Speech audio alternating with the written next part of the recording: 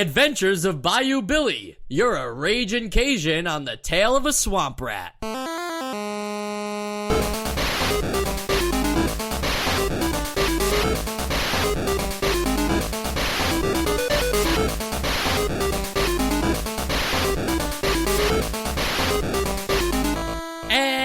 Welcome to Nostalgia, a chronological exploration of every NES game released in North America.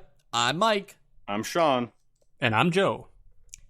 This game seems to be leaning into the 1986 film Crocodile Dundee. Just a move. I'm not talking about the movie itself, but just a move. Strategically, marketing, Konami, Nintendo. I just can't figure out, why would you target Crocodile Dundee like that? I mean, okay, I guess, the hat and the knife, but everything else is way too New Orleans-based for me to make that assessment. Yeah, they're, in the city at some point in this game, right? That doesn't happen. Crocodile Dundee is, that's just Australia, which is probably the farthest from New Orleans I can think. But there's something about, even just the cover of the game and the poster for the movie. If you put them side by side, it feels like somebody plagiarized. Yeah, it's like they airlifted them out of Australia and into New Orleans. Right. So I'm not saying I agree.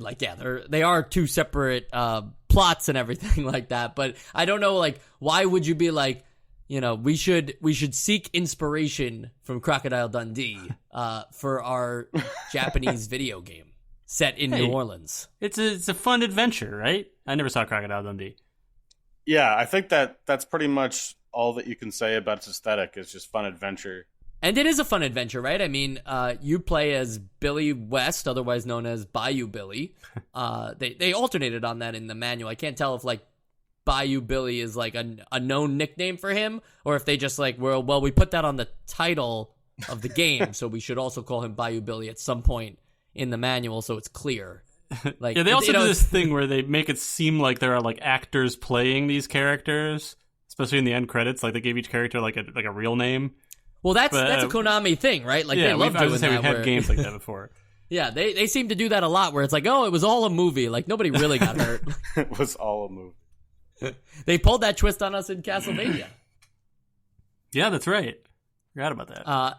And then, so it's Bayou Billy, and then also Godfather Gordon, the local crime boss, who kidnaps Billy's girlfriend, Annabelle, and that's really all you need to know about the plot. But what does that say about how close that is to? And I'm not saying this game is like Super Mario Brothers, but how close it is to Super Mario Brothers. That is that just a known video game thing at this time that it's just simple enough? If you don't have a plot, just default to the villain capturing the girlfriend or the princess or something. I think that's just a storytelling thing in general. It doesn't matter if it's a video game or an action movie. I think this is one of just those boilerplate plots that you can slap on anything.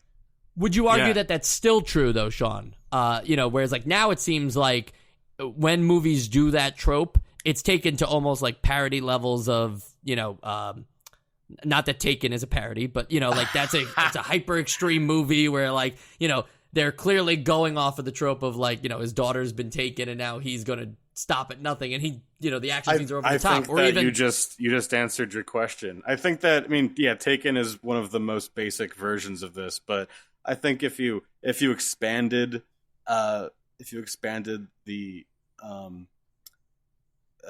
scope of this to it's just a kidnapping plus this and that, then I think that a lot more movies and TV shows would probably fall into it. I don't know.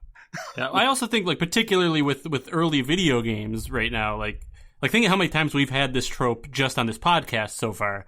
And I think back then, not always, but a lot of the time, people were, developers were not we need to make the best story in this video game. Story was just one little checkmark in a list of things they were trying to make, with gameplay and graphics probably being more important to a lot of these developers. So they probably just picked the most generic, there's a story. Okay, well, maybe we can make a fun adventure out of this classic thing. Yeah. And while you move through the game through different places and locations and even different genres of gameplay, it just seems like at the end of every level, it's just a reminder that Godfather Gordon has Annabelle. And I don't even know if we like really needed that. Like, also, how is he communicating with Bayou Billy between stages? Does he call him on a phone? No. It's just a scene. It's a scene change. You know, at least the audience knows. But he's speaking directly to Billy.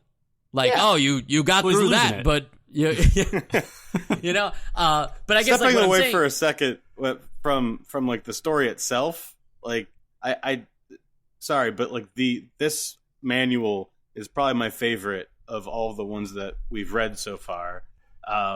Because in addition to this ridiculous story that is really just, you know, a different decorations on the same archetypical plot that we keep seeing, it's colorfully written. There's no like huge grammatical errors, and it seems to be having fun. So I just wanted to point that out.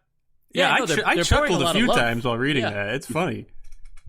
They're pouring a lot of love into it for sure, but I guess that's what I'm saying is it's like, it seems to be that like the plot is, or, you know, at least the characters they've designed have a lot more, like, they have more of a vision for it, but then the actual game like never does anything with it. I guess like when you look at like Ninja Gaiden, right? You could say that that's kind of similar, right? Like when you boil it down, it is the same trope, but like there's actual like plot turns and like, you know, oh, like your father's dead now, and like, no, it's turned out that he's been turned into this evil enemy that, you know, is revealed to you. It's like those things all sound great, and it seems like Konami has a vision of that, but then just decided like, but we don't really need to like show that in the game. Like, we'll just keep reminding you that Annabelle is captured.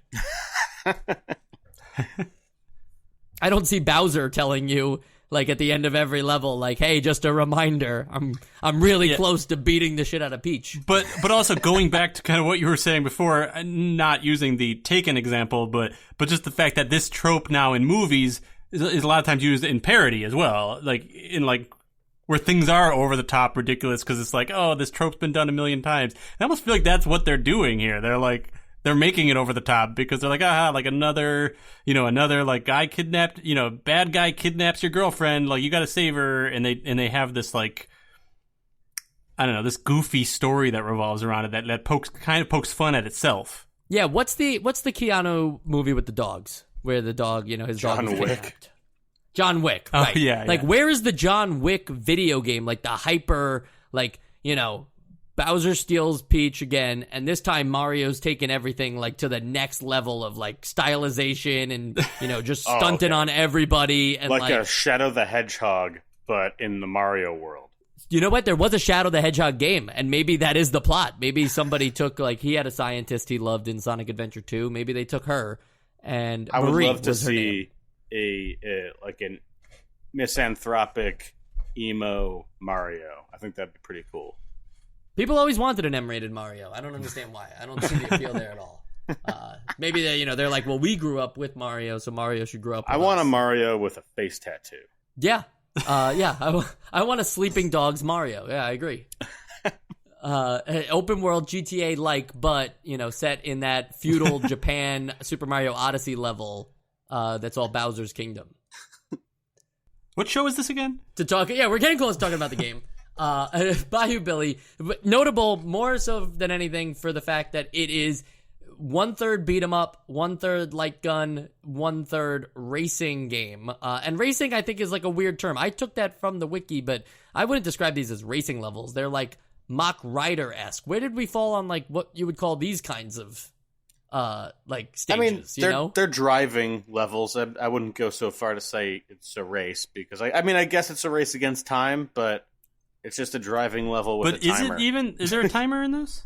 Yeah, I mean, like the timer is your fuel, but it acts as a timer. Oh, right. And what did you think about, like, you know, we've been praising games incorporating two genres. This is now like, hey, you guys love that shit. It seems like Konami served this up on a platter. They're like, oh, we heard you guys like games inside games, so here's 3. I appreciated it. I get a vibe that maybe it won't be fully agreed with, but like I think that they did a great job of making a well-rounded game. While that might have meant sometimes it was like a jack of all trades, master of none, I thought it was a good, you know, every time like a change in play style came, it was welcome because it was like right when I was like probably would have started to get bored with the last one, and it kept it fresh for me. And I thought that they were each at least passable, but at best, okay, pretty good in some cases. Wow. All right. I guess you're going to have to start explaining yourself in these more in-depth sections now. Yeah. Go ahead. Before we get too in-depth, though, I would say one thing, Joe.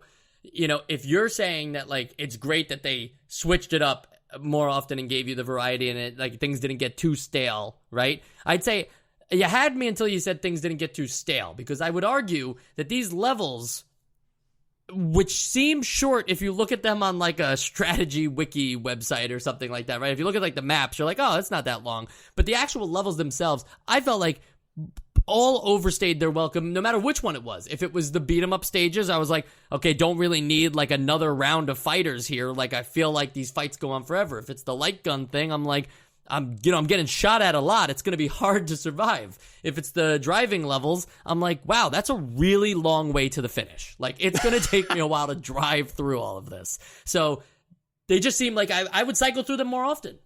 See, I disagree with what you just said with everything except for the beat 'em up stages. I completely was like, by the end of every beat 'em up stage, like, just get me out of this stage. Because I think that was more because of the mechanics of the beat 'em up stage were the ones that weren't perfect, or were like, I think it was not even necessarily that the stage itself was too. I think the reason that the stage was too long was because they just made the enemies like take too long to kill. So, like, they made each little thing you have to do take too long, and I thought that got a little annoying. But as far as the driving stage and the especially the light gun stage, I thought that those were engaging straight through for me. I mean, I never thought that. First of all, I thought the light gun stages were kind of short. Like, I could have gone for a little longer on those, and I didn't use a light gun. I used the controller, which surprisingly worked really well, which I wouldn't have thought would happen, because I don't think I've played one of these light gun games without a light gun yet. Yeah, you weren't on our Operation Wolf episode last Right. week, where that was also one that you could use a controller on. But yeah, so I guess we have a little bit of a difference of opinion of those other two stages, but I thought those other two stages were really well balanced.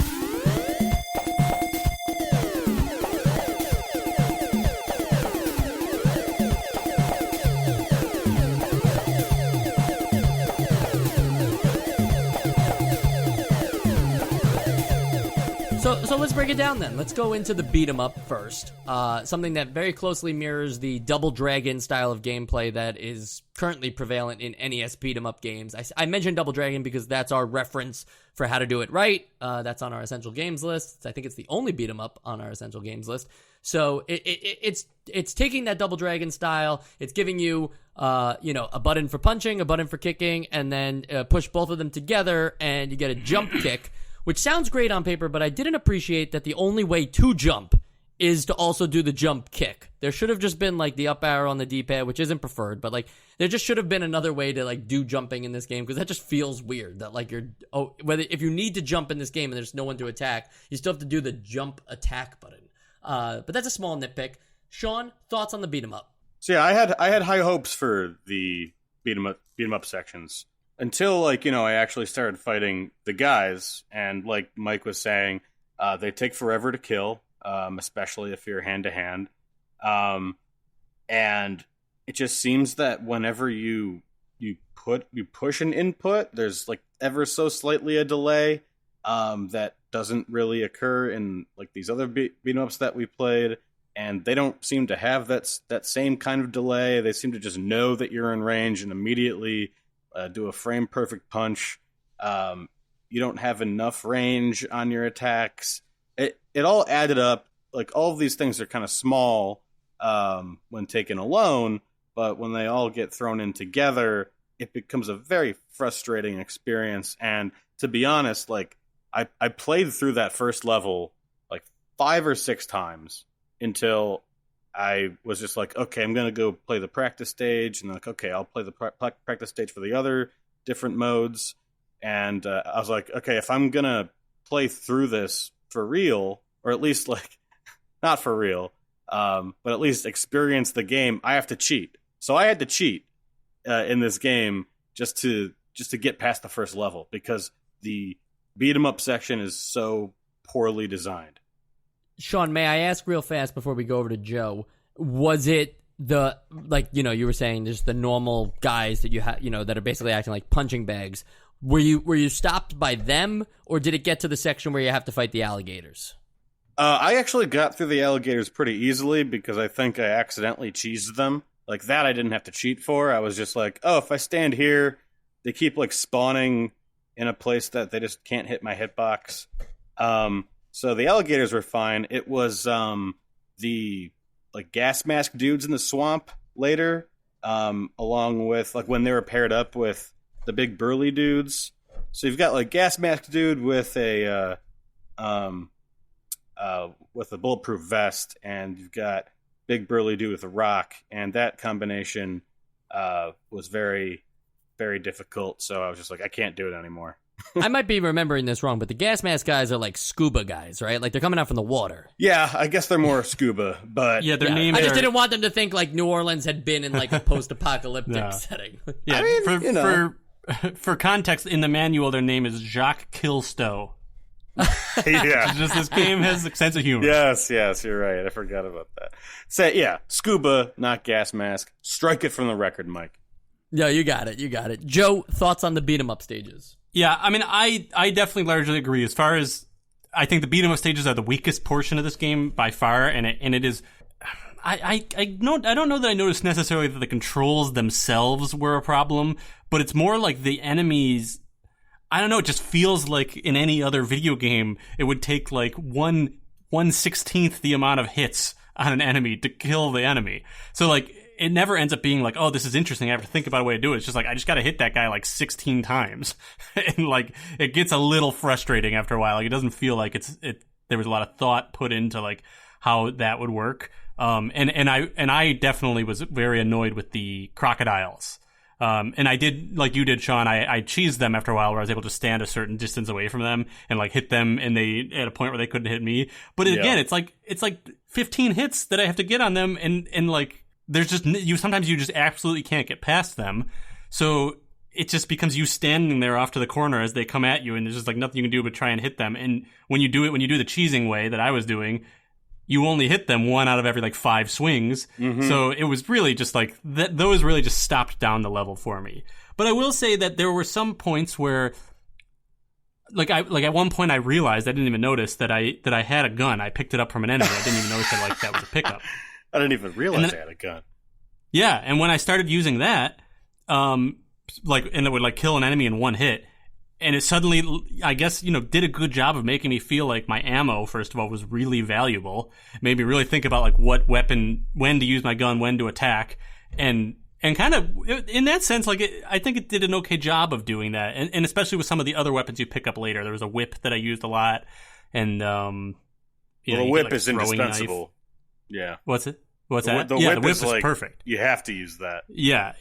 I think unless you have the gun and you have enough ammo for it, the whip is the next best thing. But it's like keeps the enemies away from you. So like that on that level, I thought it was good. But I did feel like that's the one where like I said earlier, I agreed with Mike that those levels are too long. Well, they're probably just too long though because of this. The amount of time it takes to defeat an enemy, right? Now put in a few enemies in each wave, and then the number of waves. I just feel like you have to make a decision. It's either like, okay, there's going to be like, the enemies are really hard fights that you have to be very strategic about, like, make sure, like, this is a fist fight, right? So they're going for some kind of realism here where, like, a bullet means an automatic death, but a fist fight, most people don't die in like, 4 punches. Like you are seriously knocking these guys unconscious because you have to hit them like 16 times. So you are really beating them down to a pulp. But the trade-off there is that now you're saying, all right, so that's the amount of hits that it's going to take because this is a fist fight and we want it to feel like that. However, you're really testing the limits of the player here because you can keep saying like, okay, well now, you saw how it was with 1 guy. All right, now it's 2 guys. Now it's 3 guys. Now it's alligators. It's like I feel like there was a certain decision made here where they needed to actually step back and say like, as we're building out the waves, we should test the game at this point and see if like how this feels. And I'm not saying they didn't. We have no way of knowing. But it feels like they made the whole level, then tested it and said, well, we just programmed all this, so we're going to keep it. I don't know that like I don't know if like the bullet, and having limited ammo, like, yes, that is like something that is really cool feeling, and like, yes, you should conserve that stuff, but I don't know if it should be praised, because it's like, I don't know, just make combat in general more interesting. Don't rely on like picking up a gun. Like, you guys are both talking about the whip. I'm like, I don't know if like, shouldn't you just have always had a weapon? You were coming into a fight. Like, I don't know. Like, should that have just been the thing? Should you have been a little more powerful than your adversaries? You're going up against a bunch of them. If they're the grunts and you're no more powerful than the grunts. Well, okay, this might be a little bit of a silly comparison, but when I was talking about the gun thing, like, I almost think of that like in a slightly similar way to like the way The Last of Us makes me feel. Where it's like, it makes me feel about conserving my ammo, and like it makes me feel like, what do I want to use this bullet on? And yeah, it is like, I agree with you on everything else you're saying. I definitely think that like it was a gameplay, like the gameplay in these levels was kind of designed in a way that doesn't really let you like play it. It makes you want to cheese it more. It makes you want to just avoid everyone, which you can't half the time. So you just gotta. Like I found myself running in circles sometimes as people chased me, and like staying the exact distance away from them where they can't hit me. And then every once in a while I would come up behind them and hit them once, keep running in circle. Like that was like a strategy, which games should never be like unbalanced enough that you have to like resort to things like that. But I thought that the weapon thing was like the one thing that made me somewhat enjoy these levels, where it was making me think like, okay, I got a gun here, like I can use it on this guy. Okay, maybe I got to kill that guy, but I'll save it for this because I know this guy's coming up or whatever. But yeah, for the gun, I just, the way that I would describe the gun, I still think that the inclusion of it should be praised, because we're in a beat 'em up game, and like I haven't seen a gun in a beat 'em up that is supposed to be used like more situationally before. I think it does add like alone, like the idea of this alone, like sort of adds to the strategy of this game, but the fact that the baseline combat is so like sluggish that it really undercuts that inclusion. Like the gun would be much cooler if this were a much more polished game. I don't think that it should be. I do think that its inclusion should be praised in some way.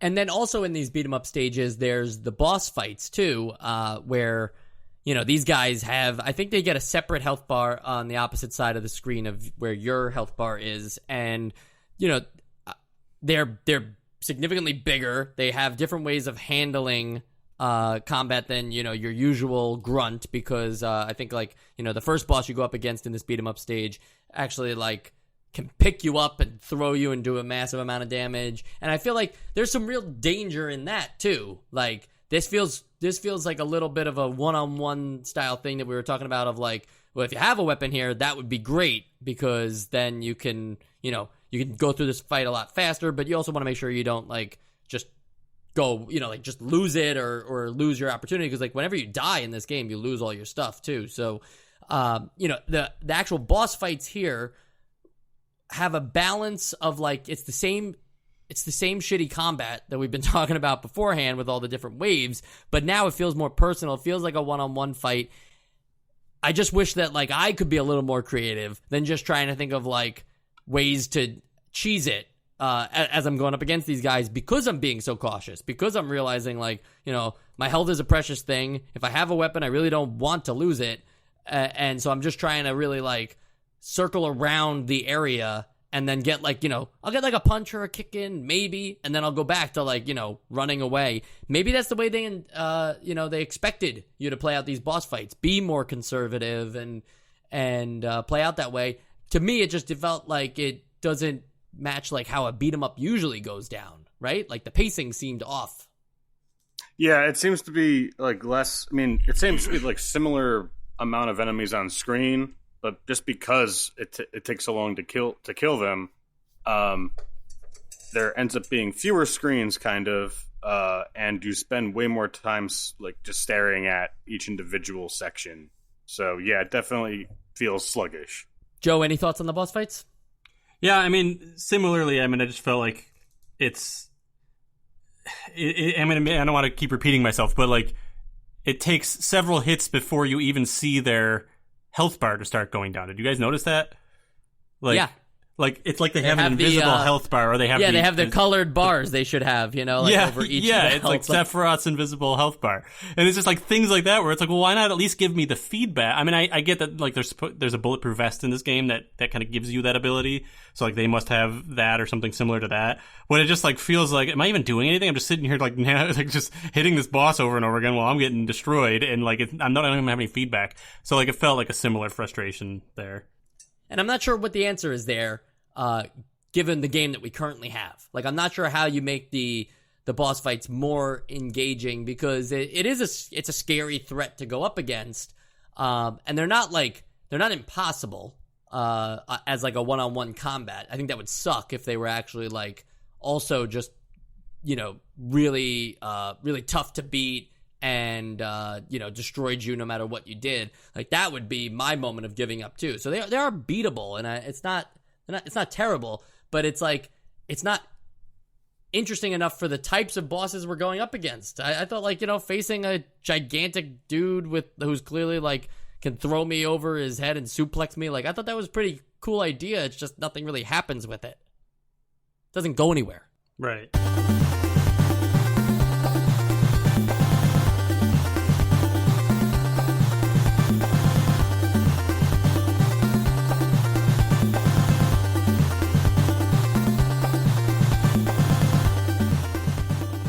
So the next one we'll talk about is the light gun shooting portion of the game, obviously used within NES Zapper here. And just, quick observation here. I mean, last week we played Operation Wolf, and that was made by Taito. This game is made by Konami. So is it like, did Nintendo play a role in like the release dates of these games and saying like, oh, we should release Zapper games close to each other? Or like, I can't imagine Konami and Taito would want it this way, where they'd be like, yeah, let's make two Zapper games and compete against each other. Like, feels like Nintendo just kind of threw these in here. I don't know if you guys have any thoughts about that, or if like this is like a weird point where like they're also both being used by a controller instead of the Zapper, if you so wish, whereas like the Nintendo Zapper games are like you must use the Zapper. Any thoughts here on any of this stuff? I don't know if it was just a coincidence. I think like the odds of it are a coincidence, but it is such an odd, because Zapper games have been so sporadically released recently that it's almost hard to believe that that's a coincidence. Otherwise, I think it would definitely just be Nintendo of America saying like, oh, we're gonna do this because they fit that same mold. Yeah, I wonder if like the Nintendo action set was being released like maybe like the Christmas before or something, like that's the one that came with the Zapper in it, so maybe they're trying to like justify, they're like, no, it wasn't a waste that you bought that, like those games that you played, like yeah, they're still good, but now you also have these new Zapper games. Like maybe they were trying to revitalize some Zapper interest, but they really don't go anywhere else with it from here on out. So it just seems strange that we have back-to-back Zapper games. But let's not talk about Operation Wolf. Let's stay on topic here with Bayou Billy. Joe, you were a fan of these light gun portion of this game, and you said that maybe it could have even been a little longer. What did you like so much about it? Yeah, well, I mean, I think like first of all, I think it's clear that I am just a fan of Zapper levels and Zapper games. And I didn't play this with the Zapper, but so I think part of it was that I was very pleasantly surprised at how well it worked with the controller. And I did listen to your episode last week that you guys were on where you both said the same thing. So it was interesting to kind of experience that. But I don't know. I just thought it was, it's not like it's different, like super different from, and I'm blanking on the name. There was another game like this. The whole game was like this. We played like, I think in 87. I'm not going to remember it, but, it's not like it's super different than things that we've seen before, but I just think it works really well. And it's nice. It's nice for me to see like this. Were you thinking of Freedom Force? Freedom Force. Yes, I was. Thank you. Yeah. Which I voted essential. If that's the one I'm thinking of. You may have. Yeah, but sounds like a Joe move. Any Zapper game. But I just thought it was a nice way to like break up the adventure and make it feel like you're progressing, make it feel like this is something a little different. And admittedly, part of me was just having to imagine how cool it would be to just then bust out the Zapper in the middle of playing this other adventure and be like, all right, now I'm shooting people. But yeah, I think it was very clean and it worked very well. And I love the fact that maybe this is something that we'll talk about later, but I love the fact that on the menu screen, it allows you to go practice the Zapper game. You don't have to play through. You can like get better at that first before you play through the adventure. So you can just play through the Zapper levels at any time you want. And I thought that that was a really nice touch that kind of like makes it feel more like you're trying to get, you know, you're trying to progress. You know, you can be like, all right, I'm going to practice this before I start. It's because I know that, you know, I'm not good at the Zapper games. You can do this with other levels too. But like, I'm not good at the Zapper levels. I'm going to practice the Zapper levels. Okay, now I'm going to start my journey, and you get to the Zapper level, and now you feel like you've kind of earned it. I'd say that these levels,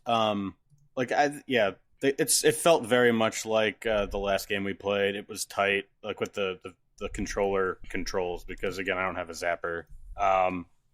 But I'd say that this had less going for it than remind me of the game we just played. Operation Wolf? Operation Wolf. Because Operation Wolf had, the grenades, which you also had to keep track of. I don't think there was ammo in this one. Was there ammo? Yeah, there is ammo, because if you run ammo out of it, it's another Operation Wolf parallel. They both have a thing where, like, if you lose, you can lose by running out of bullets. True. Okay, so not that, but at least with Operation Wolf, it seemed like there was a bit more challenge. Because I think as challenging, almost, very much to the point of frustration at the beat 'em up portions of this game, where the first person shooter, I guess, portions of this game were kind of easy for me. I don't know if it was because I was just doing it with a controller, but there were certain points where like the enemies are dropping in like 2 or 3 different areas, and you could just kind of like oscillate between those 2 spawn spots.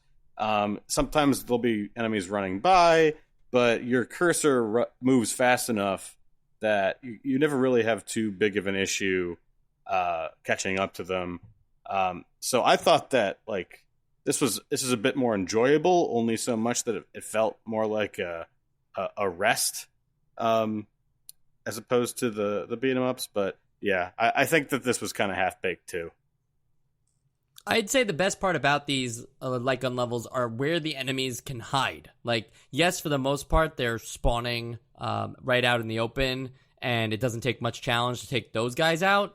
But, you know, maybe my reaction times aren't what they used to be. But I liked, like, occasionally just being like, wait a minute, is that a guy in the bushes? Like, you know, and like you just see his head, you know, like, and then like, you know, he probably took some damage on me or whatever. But like, and then it's like satisfying to take those guys out, because it's not like an entire human's body that you have access to. It's like you got to shoot the head, and like they're in like the trees in the background. I like how there was like a background, a bushes area, and then like the foreground, you know, like I like that there was like multiple, even though it is all flat obviously, and the Zapper can't differentiate, like it is like a classic shooting cool gallery, right? You have to like pay attention to all areas of the of it, and I wasn't sure if they were just spawning randomly, like, you know, each time, or if they were being like properly placed. Joe, I don't know, you know, maybe the practice would have revealed that to you. Was it always the same placements? Don't quote me on this, but I thought that they were placed. I'm pretty sure I remember like redoing the level and starting to kind of like learn the patterns. But I'm not positive.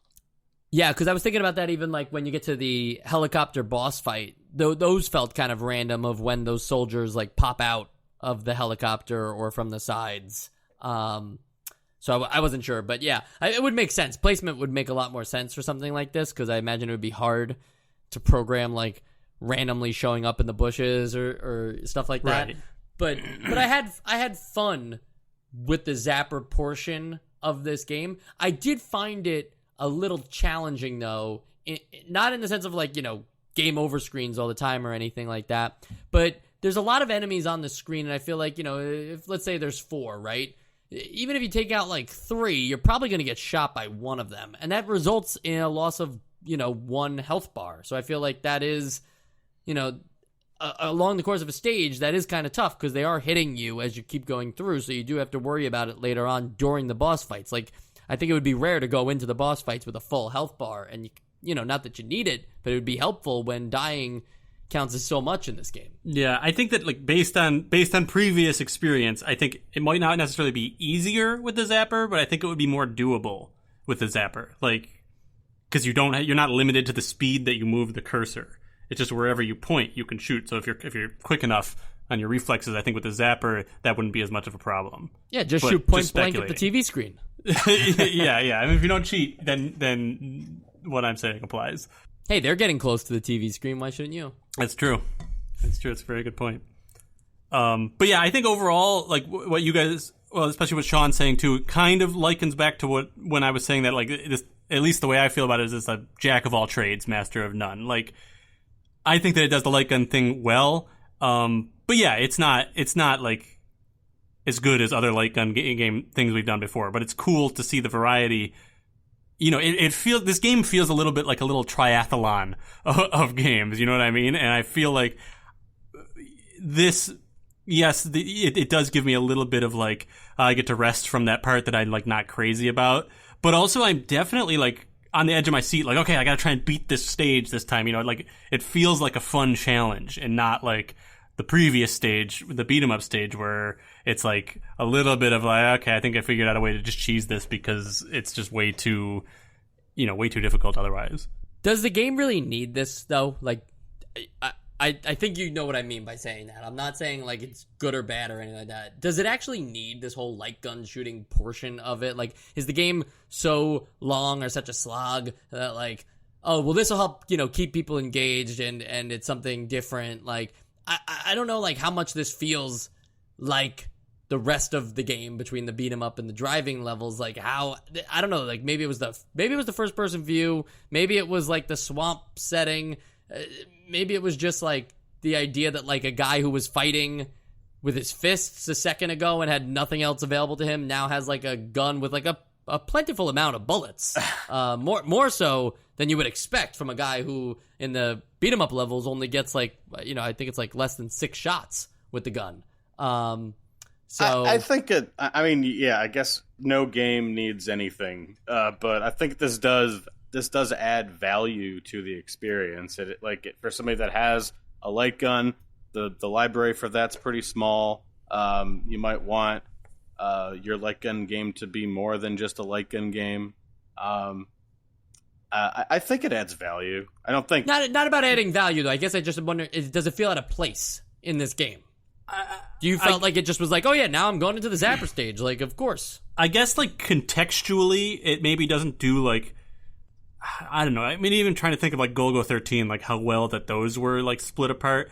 But like contextually, maybe it feels out of place. But I think gameplay wise, like, I don't know. I think the variety is the draw. Like, I think that without that variety of these 3 totally different types of game, this would just completely melt into like the like super mediocre or even bad games that we've played. Like, it's just another boring game, where this game made me interested in it, you know?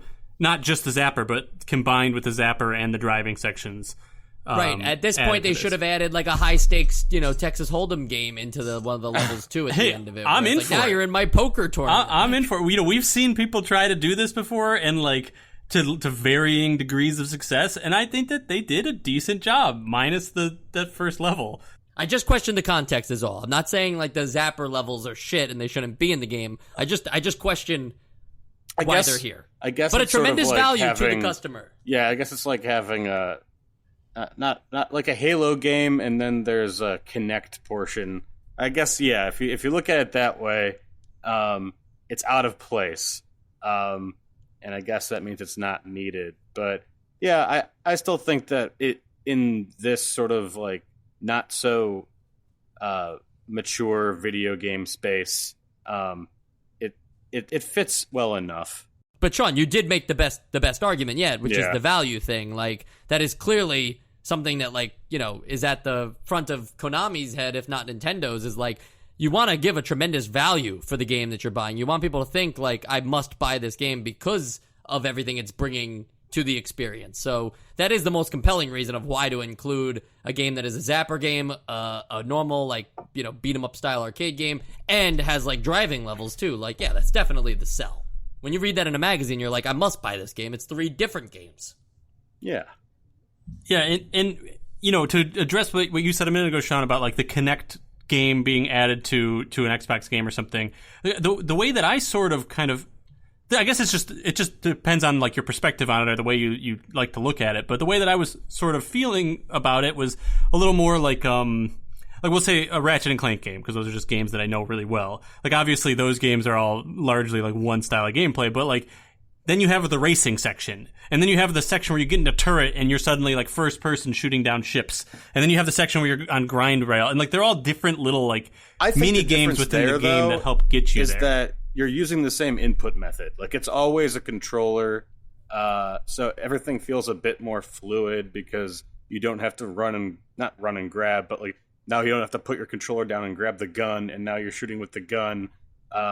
It feels a little bit more disjointed, and I guess as I keep talking, I'm siding more with Mike on this. But the mixed input method, I think, is where that feeling of disjointedness kind of comes from. Not so much different modes of play.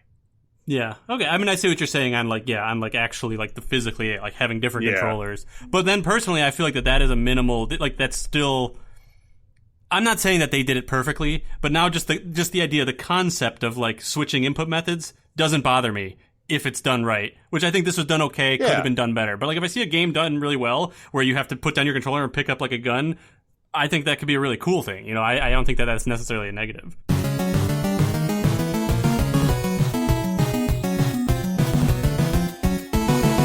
And you'll have to change inputs again, Joe, because we are now talking about the driving levels of the game. I think driving levels, we were talking about this, they're definitely not racing levels in my book. You're not racing anybody. Could be a race against your gas, though, as Sean mentioned earlier on in the episode.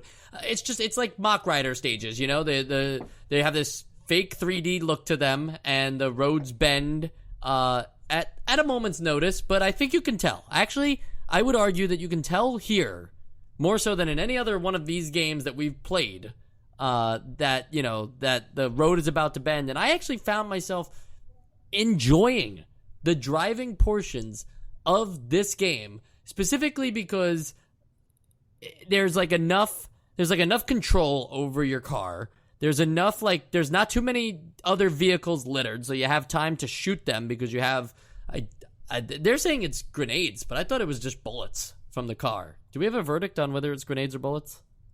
I think it's grenades.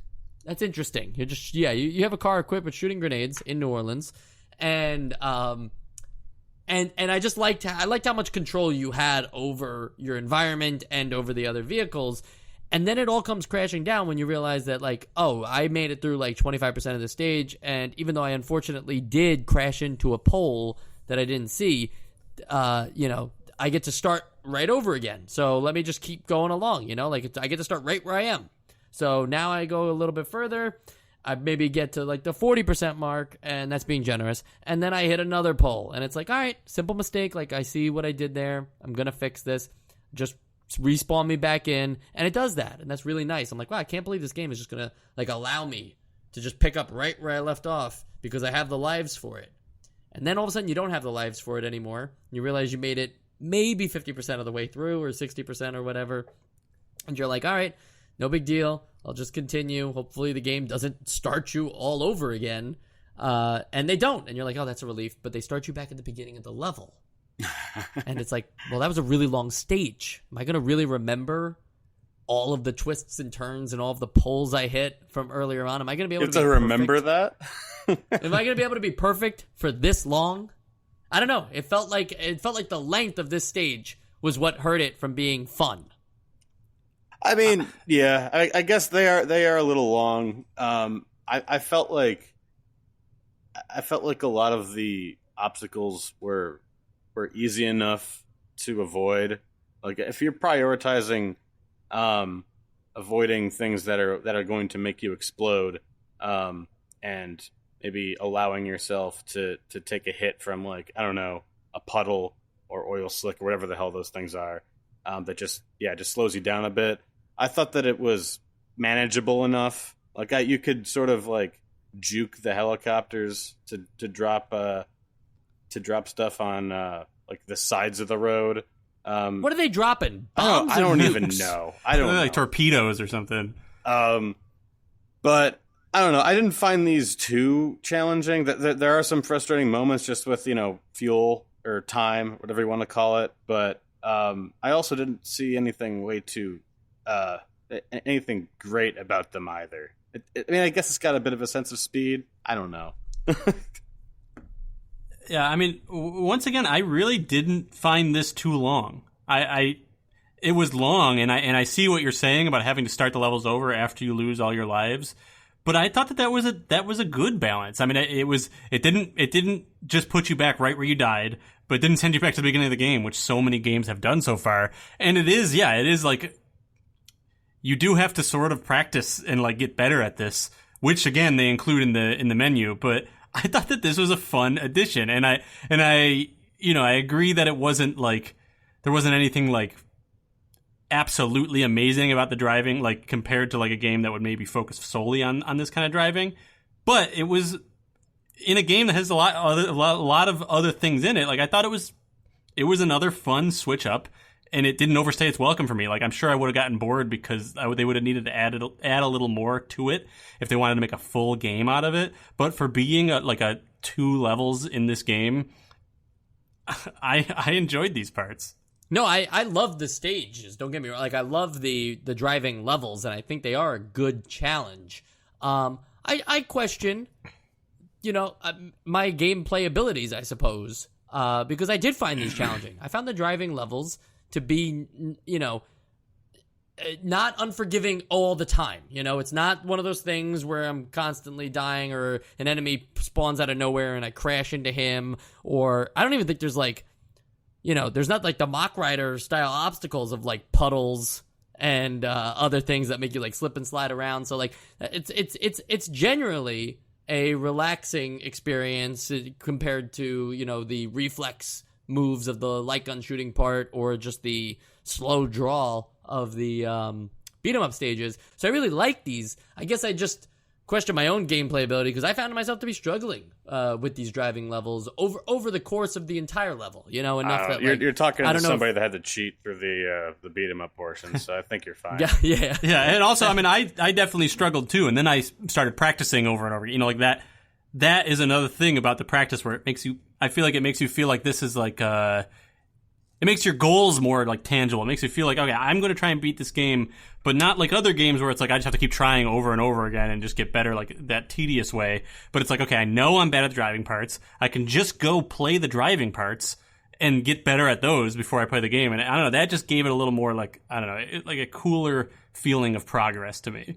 I really should have done the practice mode stuff. You keep bringing it up, Joe, but I think we should just mention what it is real fast. It's another game mode that you can select from the main menu that basically is like a shorter version of select stages that let you like, figure out how to play. Like, I'm not good with the zapper, so I want to get better, or I want to get better at driving. So there's shorter stages, but then when you complete these practice stages, you are awarded a power-up that can be used in the actual game. And that's a pretty cool bonus for like, it's almost like a hidden feature that shouldn't be so hidden. I'm sure it's mentioned in the manual or whatever, but like that seems very helpful to any player who's going through this game because you're probably going to need those power-ups.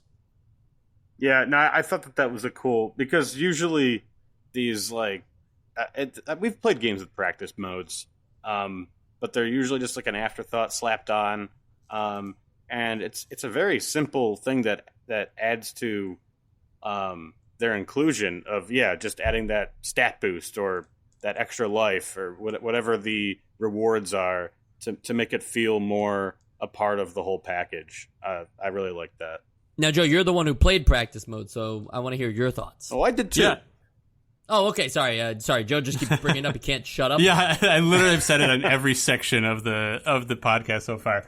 No, yeah, like I said, I think I've said my piece about it. I think that it adds a lot to the game, and it gives you also just the option to just play your favorite type of level because the levels are so different. I mean, that might not necessarily be like, depending on how you want to look at that can be a plus, like a positive or a negative. I mean, if it's like you just hate the rest of the game and you only want to play that part, that doesn't speak well to the game. But if it's like, my favorite part is the first-person shooter parts, or like I want to have a friend over to play a Zapper game, you can just jump into the Zapper game. I think that's really neat. I definitely like the reward thing though, and I almost wonder if like should that have been something in this game in the main modes too though, of like, the way that you get the power-ups in this game mostly, are in the beat 'em up stages just by like you punch an enemy and then, maybe a turkey falls out of them. It sounds ridiculous, but that's what happens. That's how you find most of the power-ups in this game. Other times it's like you shoot in the light gun stages, you shoot the guy and then it's like, oh, there's a bulletproof vest, so you collect that, like cool. All those things check out and they're typical for video games, but I wonder if there was like another incentive of like a certain random thing or not random or based on performance that you could get to help you with the next stage, similar to the practice mode. It seems like it's a feature already built in, like that they can make that work, so it would have probably enhanced playthroughs of like, how well did you do during the beat 'em up stage? Well, now you have this in the light gun round. Like, yeah, I think that first of all, it's cool that they include power ups there, but it would be really cool if they made it like almost more integral to like the overall. Yeah, because the power up thing, like the overall situation of the power ups is just strange in general. We're even calling them power ups. We probably should just call them items. Yeah. But like, dying at any point in the game results in the loss of whatever weapon you had and the bulletproof vest. Now, if you have both, you'll lose both. If you have either, you lose either one you have. It's very simple. No matter what, you're losing these things anytime you die. But this also counts in levels where they have no effect. So if you had a weapon that you were carrying over from like a light gun stage to like a later beat 'em up stage, well, it doesn't matter if you die during the light gun stage because now that weapon is gone too. I guess like logically that checks out. But, continuity in general would end for that person if they died. That's true. Like, what they Your do. Like episodic mememory stops. Yeah, like they blacked out and they were like, oh, cool, let's take his knife. And then they were like, all right, but let him get back up. No. Yeah, I think dying in a video game is like, you're playing a different version of this person in the multiverse. So, who also did everything exactly the same before that, though, minus having the knife? Yes. Oh, okay. Yes, okay. Yeah, exactly. That checks out for my explanation. Yeah, see, I actually didn't realize that that's how it worked, though, that, like, in the shooting level, if I died, that I would lose. I thought it was actually just every time you went to a new level, you lost your older power-ups because I always died at the next level, so I never felt I never experienced the other way around where I got the carryover, right? Yeah, I never got through like the shoot 'em up and then the driving level without dying, and then got back to a beat 'em up and was like, hey, I still got my weapons. It's just neat game idea for the people who make games, who have made games for us. I mean, we had a game jam earlier this year. Check out that episode and play those games. If anybody wants to do this, make a platforming game where like anytime you fall into a hole or die by an enemy, you like immediately respawn to where you were like 5 seconds before that. And then once you beat the game, during the credits, it shows you your playthrough where you were the one who was perfect. Like who never made any of the mistakes, and it just shows you your entire playthrough. I think that'd be amazing. I feel like there is a game like that. It kind of sounds like Super Meat Boy, but that shows all of your deaths too. But no, do it. Like even if it's not been done before, do it. Do it. There you go. Godfather Gordon or whatever his name was, his laugh in the cutscenes. Go ahead. Like the synthetic laugh. Yeah. That they create, and also for the game itself, for the game title. All really cool stuff. That whenever there's voice synthetic stuff, I like it. I just thought the laugh here was just something worth calling attention to. It was very strange. It wasn't like a human laugh. I can't imagine it right now in my head, but I did notice that there was some cool voice stuff. I'll play it back for people here. But that sounds great. What you just played, like for the audience, that was very disturbing. So I agree.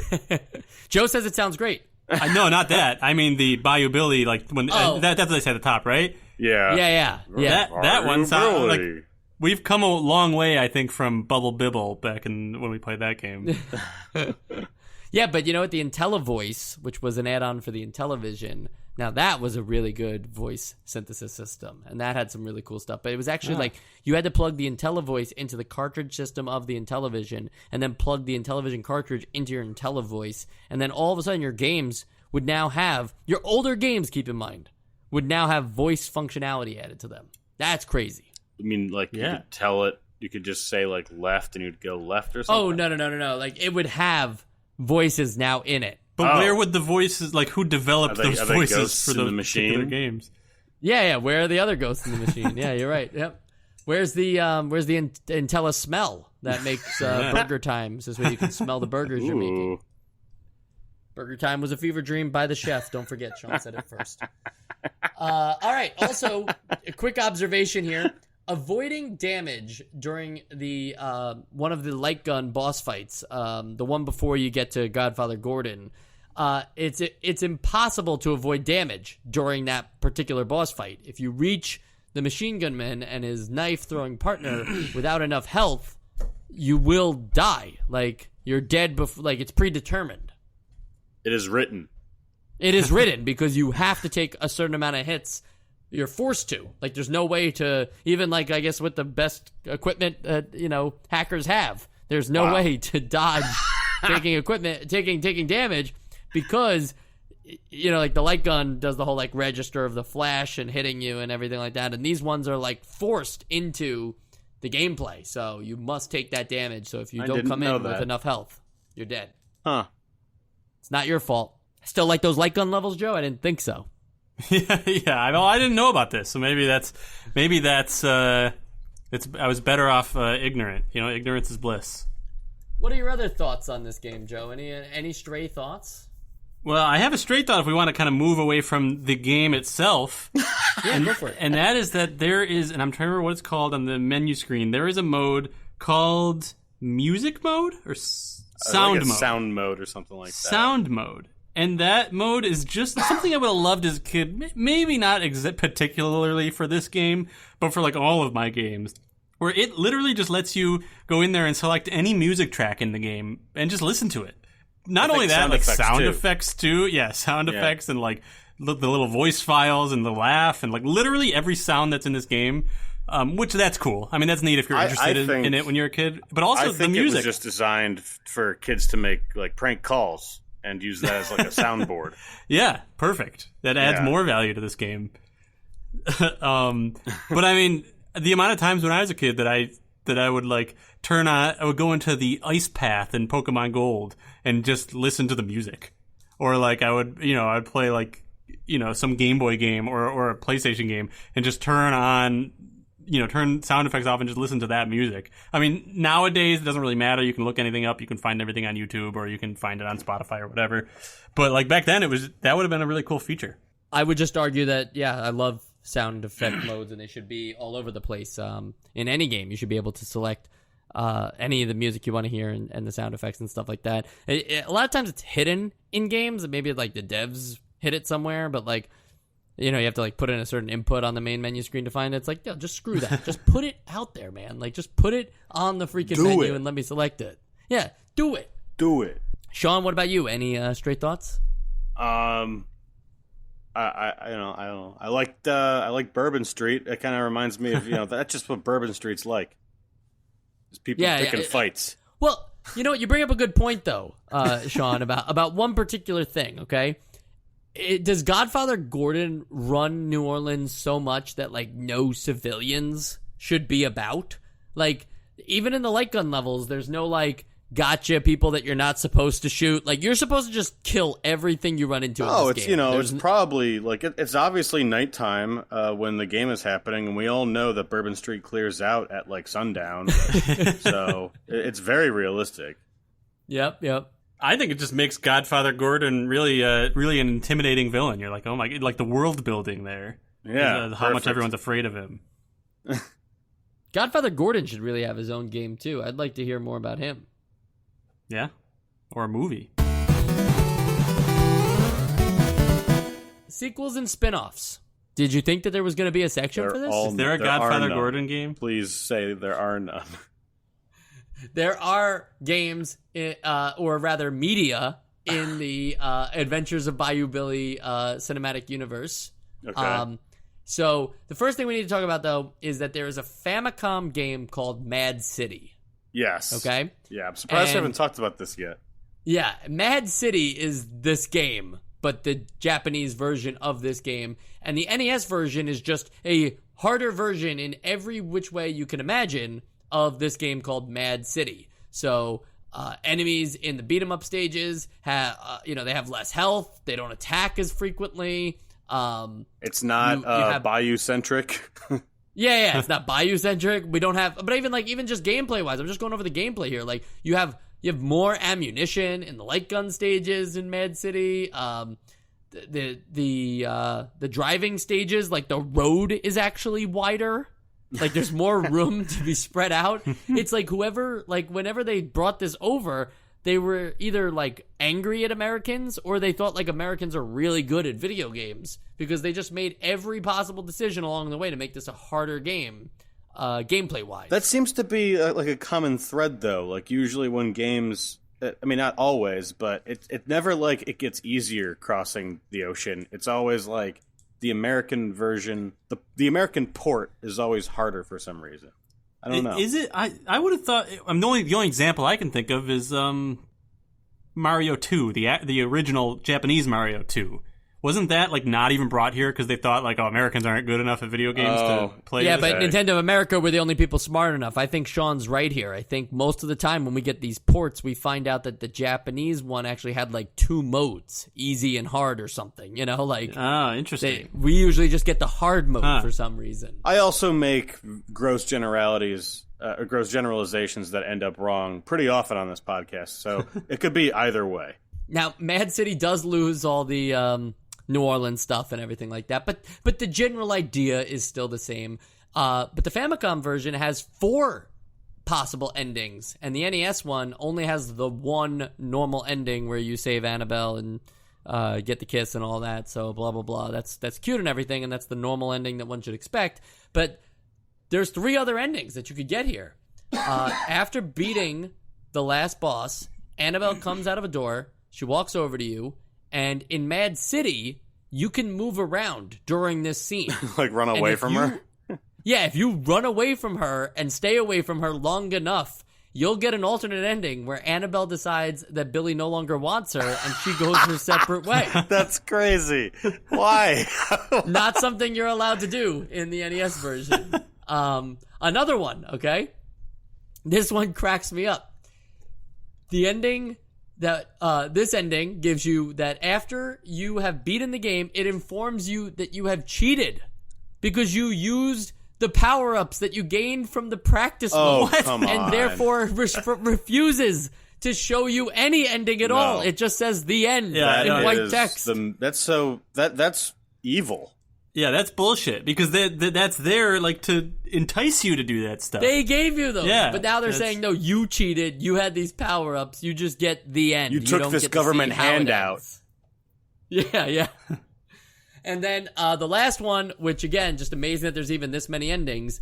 If you hold the up button on the D-pad and the select button during the ending, during mid-scene, Annabelle and Billy will change the dialect of Japanese that they are speaking, and Billy will ask Annabelle for a kiss, to which she turns to the player and implies that she knows that they are watching and Whoa. she cannot kiss Billy. I actually just got chills. She knows that other people are watching us. Wait, that we're watching? Oh, that's creepy. That we're watching. That's some that, Kojima shit right there. And it's like, yeah, but why isn't, if she can see us, why isn't she afraid that like we've been possessing her boyfriend this entire game to begin with? Because now you're like, she's in physical contact with him and she can feel it. I think that she's telling him. I think that she's always known. Like they all always know, and then he's like, "Shut up! Like don't let them know we know they're here." You know, it's like very like they just have to smile and like grin, bare their teeth through it, and like knowing that like every moment is this horror for them. They're like, "No, we're video game characters. We have to stick to the script." and then just keep going. Or he'll turn the game off. Yeah, yeah. There's also a comic book series called The Adventures of Bayou Billy, believe it or not, and it was released by Archie Comics, and I think it's notable for being the first video game, like actual, like, you know, like video game comic book series. Did like, it have a long run? What's that? Did it have a long run? No, it did not. I think like 8 issues, maybe 6. But it came before Sonic the Hedgehog got his Archie Comics. So that's just kind of crazy that, like, when they're looking for video games to adapt and turn into comics, they went to Bayou Billy first. Wow. And then also Bayou Billy appears in an episode of Captain N, the Game Master. We haven't talked about Captain N in a while. The episode was called How's Bayou? I don't know the pun there. How is you? How's Bayou? How's about you? How's about you? There we go. There it is. Oh my god, this is like a live, like, it's like figuring that another out. game. Playing on the difficulty of its real-world counterpart, Bayou Billy was said to be the one game that even Captain N was unable to conquer. That's kind of funny, right? Captain N, he's the video game master. He's like, yeah, I can't beat The Adventures of Bayou Billy. Yeah, whatever, man. And then a sentence nobody should really ever have to say, but I'm going to say it. It's the plot of the episode. Mother Brain had Dr. Wily build a robot cat to have Duke lead Captain N to Bayou Billy's world. Captain N ended up meeting Bayou Billy, where he learned some tricks from him. I feel like we didn't learn a damn thing, and that's way too many characters in that first sentence. That was like word salad to me. I don't even know what you meant by it. Yeah, it was like you plugged in a bunch of video game stuff into like an AI that's supposed to like deliver like a Did you write Ready Player One? Too good. Yeah, I didn't. But it seems like I could have. You could have. Based on that sentence. Joe, you mentioned AI algorithms, and one thing that AI algorithms cannot figure out is whether. What? No, I'm sorry. Go ahead. What'd you say to me? Did he say that? Yes, he did. He said it sounded like an AI algorithm. he did. I just didn't hear. Yeah. I'm sorry. And I was going to say that the one thing that, AI algorithms cannot figure out is where or whether or when an NES game belongs on a little thing we call the Essential Games List. Joe, The Adventures of Bayou Billy, the Essential Games List, is it on there? So I will say that I enjoyed this game a lot, as you guys could tell. And I did consider voting this essential. The only thing that prevented me was the main the beat 'em up stage, which is probably more than a third of the game. What's that? Only most of it. Yeah, exactly. Like that was the one thing that I couldn't bring my. If that part was better, I would have voted this essential, because I think, first of all, yes, I keep saying it's a jack of all trades, where you might say like, well, if it's not like great at anything, it's just good at everything, that wouldn't even be good enough either. But I think that there's value to that. I mean, there's a game. It's a little different because its hook is being co-op, but A Way Out. I don't know if anyone's played that. But like, yeah, the hook is being co-op, but like, forgetting about that, like, everything in that game is mediocre, like, gameplay. Yeah, but the sum is greater than the whole. Exactly. I get that idea. Yeah. Exactly. And that's kind of what I was getting out of this. Plus the fact that it has the practice mode, which, as you know, I love, and the tiny little cherry on top of the sound mode, which is just like, wow, these people really, really like cared and made this like overall solid game. But I just can't put a game on the essential list when one of the 3 gameplay level types that is by far the encompasses the most of the game just is frustrating and somehow not very good. So I did end up saying no, but I'll call it a play it for sure. All right, fair enough. Sean? I'd like to start out by prefacing that the phrase that I meant to say was that the whole was greater than the sum, and that ends the corrections portion of this Essential Games List vote. I'd say that, like, if you took them apart if you took apart these three modes, I'd say that the light gun portion is like a B, the driving portion is like a B minus, C plus, and then the beat 'em up is like a D minus. So even in like an average thing there, the fact that the majority of the game is so frustrating, and the mini games, I would even call them mini games that you play between those levels aren't even that much better. This isn't gonna sniff the essential games list for me.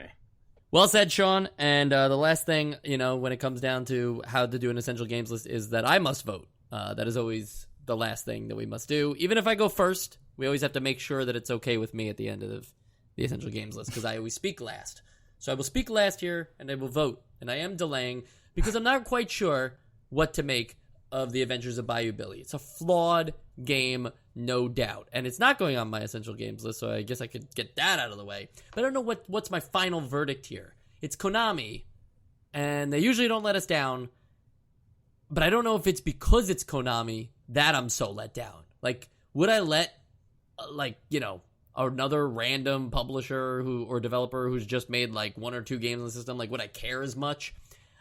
Adventures of Bayou Billy, had a chance to be a great beat-em-up game with, as Sean mentioned there, it's the other two are just, mini games, things that happen in the game, but it's a beat-em-up, right? But they missed the mark on the beat-em-up thing, and I'm not sure how that happened to them. I feel like, Konami, Capcom, Nintendo, these guys, know how to make games better than anyone else in 1988, 1989 now, but, they know how to make these games. And they just completely missed the mark on, what made Double Dragon and even Renegade, the first beat 'em up we played on the NES. That was so much more fun than what we got here. But there's a lot of good stuff to say. We went on for a long time talking about this game, so there's a lot of good stuff. It's just, it's so flawed as an experience that I couldn't recommend this to anybody. I'm sorry to say that, but, I think you've heard from me, you've heard from Sean, you've heard from Joe, and I think, whoever you landed on the side of, the one thing you should take away from this is that just because you add in, more types of gameplay or more variety to the gameplay, doesn't mean you should. Maybe if they spent more time on thinking about how the beat 'em up portion should work and making a game that was just a beat 'em up game, they would have came away with something more Konami-like and more solid. Imagine a Castlevania game that's not a platformer, but instead it's a beat 'em up. It's we could have got that game here, but instead they went for something that was more like a smorgasbord of a game. And that sounds delicious. Yeah, it does sound delicious. Yeah, let's get some gumbo, get some seafood gumbo, yeah, some broils. Yeah, get some grits. All right, some grits. Yeah, what else did we eat down there? Yeah, we should mention that we went down to New Orleans for this episode. To research. From New Orleans. Just to check it out, and see what the deal was. No, in all seriousness, as most of the our listener fan base knew, we didn't post last week because I wasn't feeling too well, and it means a lot to me that a lot of the fans reached out on Twitter and hoped that I would get better, and I did. You're all very good people. Again. Yeah, you're all very good people, but we did it again. We recorded, and we are delivering the episode this Friday, and you're listening to it right now on this Friday or a later Friday. You should just tweet at us and say which Friday you listen to it, but not if you listen to it on a Saturday, Sunday, Monday, Tuesday, Wednesday, Thursday. Yeah, those don't round to the nearest Friday. I just want to hear about Fridays, yeah. Nearest Friday, that's good, Joe. Yeah, exactly. So, the question there, Joe, do you round up or do you round down? Well, if you... to nearest Friday. Tuesday? If you're exactly halfway there, you round up. Otherwise, you just decide which one you're closer to. So if you listen to this thing on a Tuesday, you're going to let those people go back to Friday, the previous Friday? You're going to let them get that credit? Yeah, why not? Okay. I guess it's really, there's no stakes, right? Yeah. It's no, no risks to be taken here. And you know what? Another thing you can do is if you listen to 2 on one Friday, you can bank that for another Friday. I think this episode just needs to fade out, like while we're talking, until. It's Yeah, that's a good idea. We should really do that. Can we? Like, I'm have not that the best happening right audio now? engineer. I guess I could figure out how to make it work or something like that. Yeah, I mean, it's just a crossfade. You just fade. Yeah, or we, you know, what we We can can do? We could actually organically just kind of fade. Yeah, like, just get what if we all just quieter. start talking at the same time and we just make it like let's just start fading out Yeah. ourselves Why- with our volume. Like, Okay, yeah, we we can can start I think we can slowly do like backing that, away like, from in your around mic or- as you're going. Yeah, just like I'm just getting really far away.